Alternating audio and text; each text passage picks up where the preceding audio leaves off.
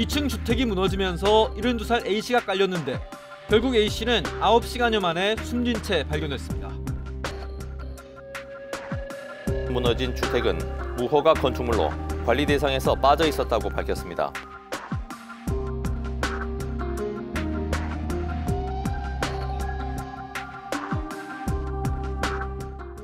네, 제17호 태풍 타파가 부산 경남 지역에 정말 적지 않은 피해를 남겼습니다. 예, 그중에서도 참 안타까운 사연이 하나 있었는데요. 주택 붕괴 사고 이야기입니다. 이게 알고 보니까 태풍이 붕괴 원인이 아니라 무허가 노후 건축물이었던 것이 가장 큰 원인이었다. 지금 이런 이야기가 나오고 있습니다.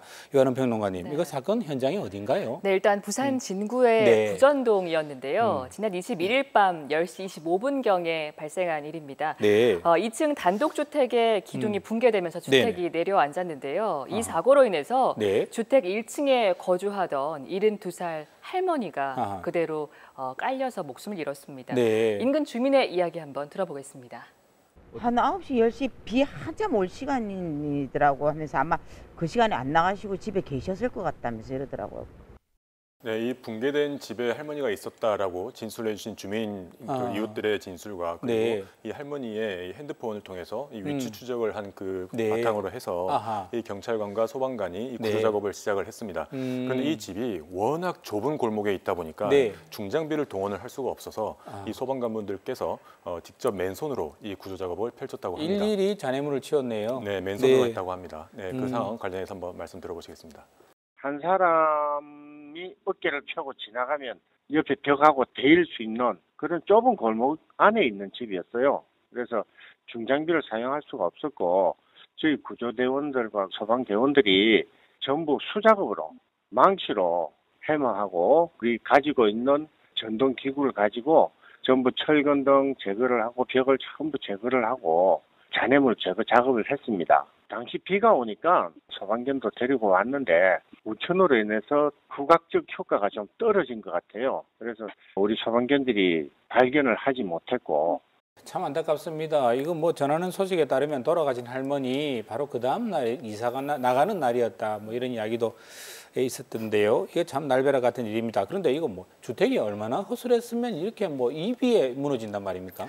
그 붕괴된 주택에 대한 그 재산세 부과 시점이 1956년경이라고 합니다. 아이고, 그러니까 최소 한 60년 이상 된 노후주택이고요. 반세기가 더 됐네요. 네, 그렇습니다. 게다가 무허가 건물이었습니다.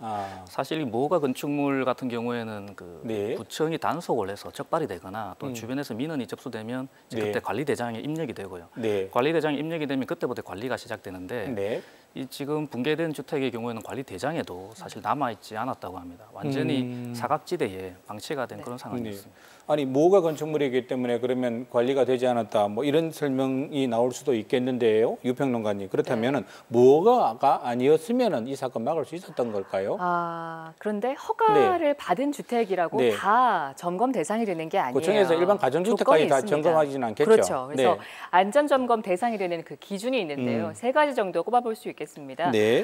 전체 면적 5,000제곱미터 이상이면서 사용 승인 15년이 경과된 다중이용시설, 그러니까 많은 사람들이 이용하는 시설을 말하는 거죠. 그리고 16층 이상 규모의 건물만 안전진단의 대상이 됩니다. 그렇네요.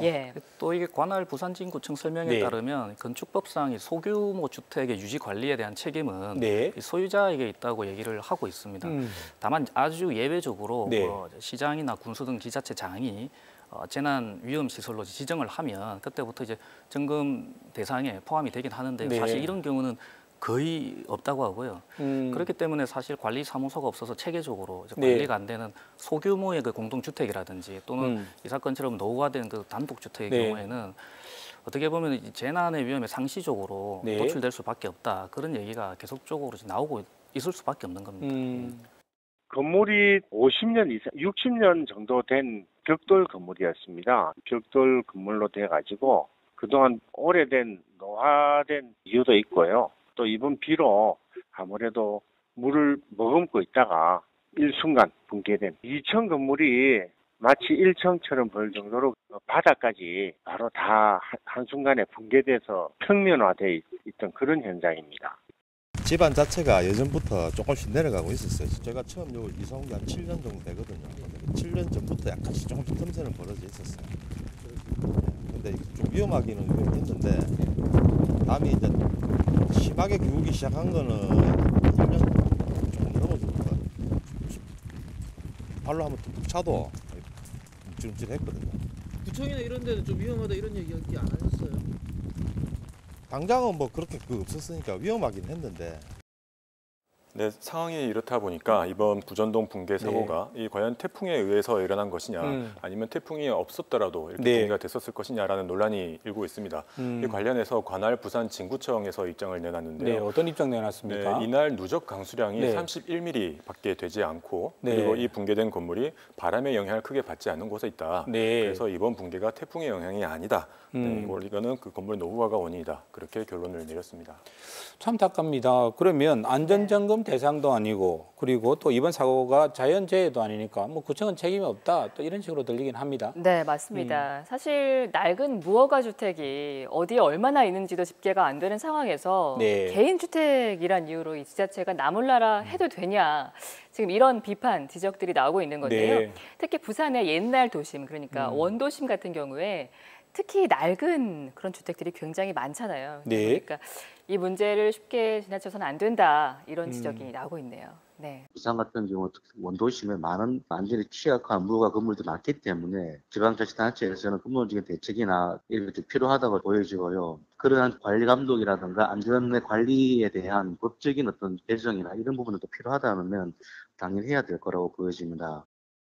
네, 또 하나 말씀을 드려야 될 것이 이번에 만약 이것이 앞서 부산 진구청의 입장처럼 붕괴 사고가 자연재해가 아니라 이것이 그 개인 주택의 노후화가 원인이라고 한다면 그 보상의 문제가 따르게 됩니다. 그렇겠네요. 이에 대해서는 이제 어쨌든 이게 아무리 작은 영향을 받았다 하더라도 태풍이 직접적인 영향을 미쳤기 때문에 그래도 보상을 해야 되지 않느냐 이제 그런 여론도 일고 있는데요.